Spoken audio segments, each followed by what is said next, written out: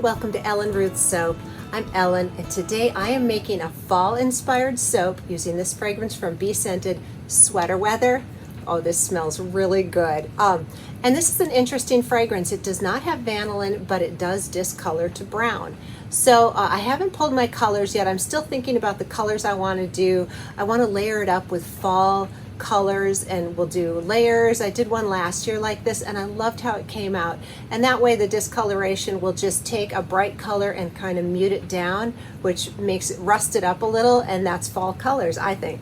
So that's the plan for the colors, and as we get into it, by the time I get my oils pulled, I'll decide on which colors we want to use, so I'll let you know. But I have my special ingredient here. I got these at Hobby Lobby.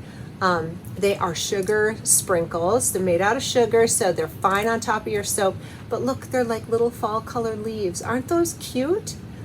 So I want to incorporate these on top of the soap somehow. I'm not sure if I want to do any piping or if I just want to use these. I'm still formulating this. It's so funny. I'm making the intro and I haven't fully decided on everything yet, but I've got the fragrance and I've got my little sugar leaves, and I know that for sure. So by the time I get everything pulled out and ready to go, I will have a plan in mind, and we'll talk about it as we get there. So let's come back and make some Sweater Weather soap. All right, we are back with our soap additives, which I'll talk about in just a minute. Let's talk about the soap design today. So I was looking at, the colors of these little sugar leaves, and the ones that I picked out to go in here is my Red Vibrance from Nurture Soap. This is gorgeous. This is such a pretty red color. So that's one. Also, I have my Baby Grasshopper Green from Wholesale Supplies Plus, and I know that's kind of a light green, but with the discoloration here, I think that we're going to get a nice sort of muted green, because fall time the greens are sort of fading into the colors. Also, I'm going to be using Sunset Orange from Bee Scented, just because I love it. It's so beautiful. And then Goldenrod from Bee Scented. Again, these are very bright, and I'm hoping with the discoloration that they will mute out. So those are the colors we're using today. And Sweater Weather had me thinking of sweaters, cable knit sweaters, and colors. And so I'm going to be using, these are called frosting combs. And they're in the bakery aisle or the bakery section, and they're for frosting. And my husband cut these down to size, so they are the width of my mold. It just makes using them a little easier. They are too long to fit in my mold if I didn't cut them down. So here they are. I haven't decided what edges I'm going to use yet. I'm going to split this into 4 different equal measures, and I will pour these layer by layer. I haven't decided quite yet what edge I'm going to use, but I will do a different edge for each layer just because I think they're so cute. And then I think I'm just going to do like a scoopy top, and we'll put these down on top, and that's going to be the design today. So let's get to the additives here. I have these pre-measured because I'm going to split this off into 4 equal portions. I needed to know how much everything weighed exactly. And so here are it's colloidal oats, kale and clay, and buttermilk powder, because I just thought that sounded scrumptious. So there's buttermilk powder in here. I'm going to get this blended up. The fragrance is already in here, and then we'll come back and talk about the lye solution.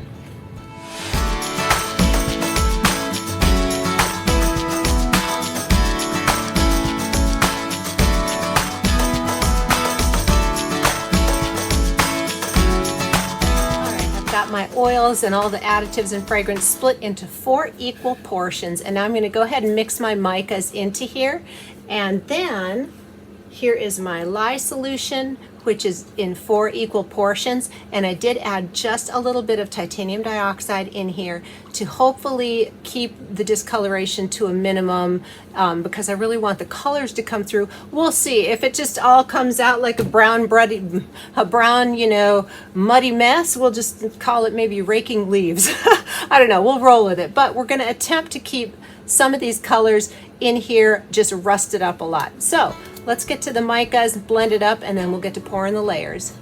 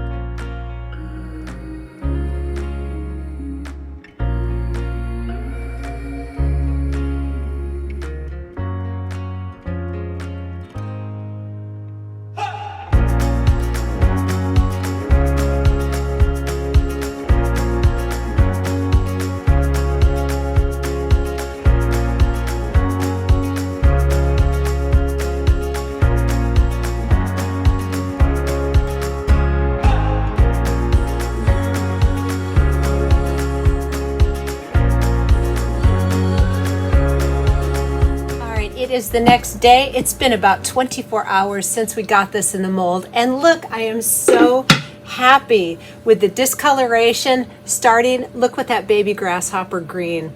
I'm so happy with how that color came out. Let me show you. When I ran the frosting combs through, I had a little bit of extra batter, and here is how that's the red, and this is the yellow and the orange, and it's starting to discolor. You can see how sort of muted those colors are. I am loving it. These are the fall colors I was going for. I'm so happy. I took a chance putting the TD in the lye solution and everything, and these will probably darken up a bit more, and I will take photographs as it progresses so you can see the progression. But let's get in here and see how those layers came out.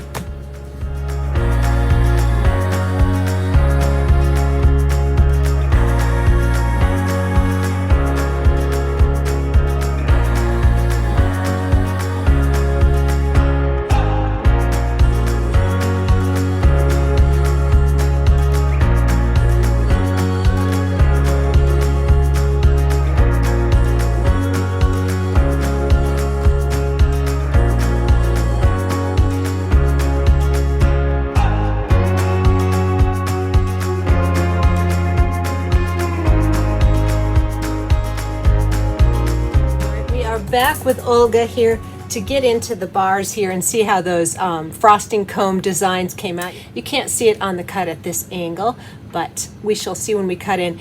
Let me tell you what I'm a little afeared of here. So I love the top color green, but this looks kind of gray. And look at the yellow. I have a feeling that the finished colors will be more on this range than this range. I love these colors. I wish it would stay this color, but just based on the outside edge, I'm thinking we're gonna go a little darker. Now I'm hoping if the green goes this color, like that khaki green, I would love that. But if it goes this gray, I think they're still gonna be really pretty and along with the fall theme, but those colors I'm loving, but I don't think they're gonna stay. So we're gonna cut these with the pretty design facing out so that hopefully I won't get too many drag marks through the soap. And some of those little leaves are going to fall off, and that's okay. I'll put extras on to make sure. Oh, this is going to be fun. Okay. Look at that. How fun are those designs? It does look like a sweater. And this, see how that's sort of like a minty baby green? It's not gonna stay that color. It's gonna either darken up to this khaki or gray out like that. And you can see there's the orange and the yellow. So it's gonna be interesting to watch, and I will photograph these along the way as they, go through their thing that they're going to go through. But I do love the little layers. I probably ran the comb through when it was a little fluid. If I had waited till the batter was really stiff, you can get much crisper marks in there. But I think these are so cute, kind of giving me sweater vibes. I'm not loving that color, but I think it's going to come along. And that's one of the things. So when I put the titanium dioxide in the lye solution, I knew I was running the risk of having like a pastel color, which is not fall vibes at all.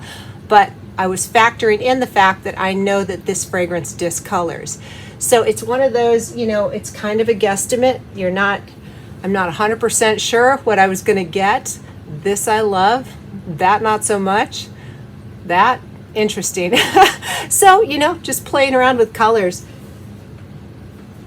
Now you can, if you're super diligent and really into the absolute specific colors, you could make a tiny little like quarter-pound batch and test out the different colors with the fragrance. You can absolutely do that. In fact, some people will do that. They will run a test batch on their fragrances, just like a little bit, so they have more of an idea of what they're dealing with. I think that is awesome. I don't roll like that. I'm like, let's just throw it in there and give it a try. So this is, I win some, I lose some. Living dangerously, right? Soap life. At the end of the day, though, I am very happy with the layers, and the color morph is going to be an interesting thing to watch as it comes along. All right, let's get into our next loaf. I just love how the top came out. That is giving me 100% fall vibes. I love it. Let me say one thing about this fragrance. The sweater weather, it got very hot in the mold. Now this does have the buttermilk powder in there, but I have not noticed the buttermilk powder causing overheating issues in the past, so I don't think that that was the culprit. I do believe that the culprit was the fragrance, but it wasn't unmanageable. So my basement is about 65 to 68 degrees where my studio is, and I had put the wood lid on this, and I did put a blanket on it, and I came back down here a couple of hours after I had molded it and turned my cameras off, went upstairs, and I came back down to check on it, and I noticed that it was getting very, very hot. So at that point, I did not put it in the refrigerator. I just took the blanket and the lid off, and let it sit open air. And the reason that I knew it was hot is I could feel it with my hands. It was radiating heat, and it started to sort of swell in the middle just a little. That's your first warning sign of overheating, is if you notice your soap rise in the middle. And I could see the gel phase. I could see it dark in the middle. It was light on the sides. And I wanted it to complete the gel phase, so I did not want to put it in the fridge if I didn't have to. If it had continued to rise, and even if I saw some little fractured cracks coming through, I would have thrown it in the refrigerator. But I did not see that. As soon as I got the blanket and the lid off, it sort of cooled its heels a little bit. It did complete the gel color. The dark color migrated all the way out to the sides, so I got a full gel on this soap. But that is something to note if you buy this fragrance. It smells wonderful. It behaved beautifully for each layer. It didn't accelerate. It wasn't too slow. It was great. It smells great, but it does get hot in the mold. All right, let's get into our last loaf. And these little sugar leaves are making a few drag marks, but they're not too bad. So we're just gonna live with it. I still think they're adorable, and they were a lot faster to do than little mini cold process or melt and pour soaps. These were a nice, simple way to get the leaves on top. Having to go real slow because I don't want to pop a wire on those. They are hard. And being that they're just made out of sugar, they will just pop off in your shower. They're not going to hurt your drain or anything. They'll just dissolve because they're sugar. So that's all that. This was really fun to make. And when I do layer soap, I really do like splitting my oils and lye into equal portions so I don't have to rush through each layer. If I had mixed this all in one spot and then mixed the colors off individually, I probably could have got the layers nicely, but I would have felt stress, trying to not have it speed up on me and all that. So for my soaping personality, I like to split it up into 4 equal portions. That's how I roll. So if you tend to get stressed when you're soaping, I suggest trying that because it's just a really calm, laid back. You're not worried about, your top layer being too thick or anything. I find it makes my soaping more enjoyable. Well, I promise to take pictures along the way as this does its color morphing thing, and we shall see what we end up with. This is going to be an interesting one. But I'm going to let these sit for several hours at least before I come in and bevel and stamp, and we'll photo document the color morphing. And I appreciate you taking the time to be with me. I hope you are ready for fall. It's coming, and I hope you enjoyed today's video. Have a wonderful day. All right, we are back. It's the next day. Got a manicure. But here is the discoloration so far. It still has this rim around the outside, so I have a feeling that the colors are still going to migrate. And like I said, I will be taking photo evidence for you, but 24 hours after cutting, this is all the farther it's gone. I don't know, maybe it's not going to change too much. Only time will tell. But let's get to beveling and stamping.